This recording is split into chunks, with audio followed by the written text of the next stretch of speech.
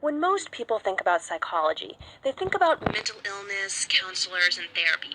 People might come up with names like Sigmund Freud. But the field of psychology is actually quite large, with lots of different areas where people might work. Beyond trying to help people in Sigmund Freud. But the field of psychology is actually quite large, with lots of different areas where people might work.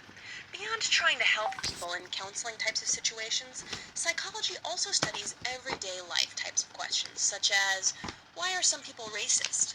Or, why do we fall in love? Or, how do children change as they grow up?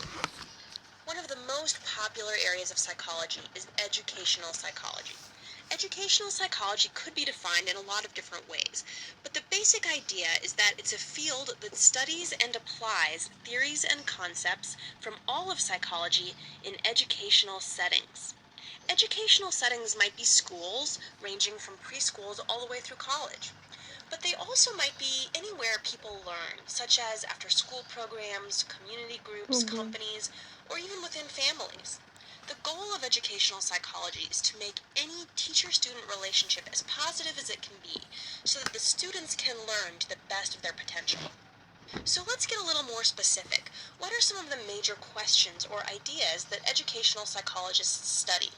The rest of this lesson will be a preview of some of the concepts that you can learn about more if you watch the other educational psychology videos available on the website.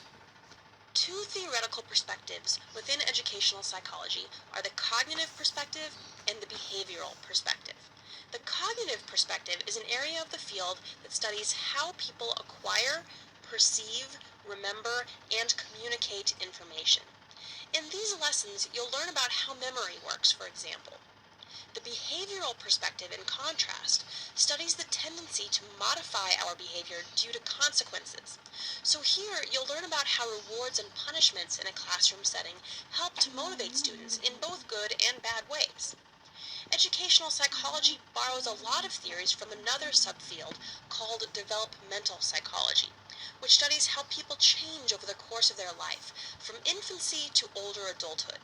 For example, educational psychology will be able to help teachers decide how abstract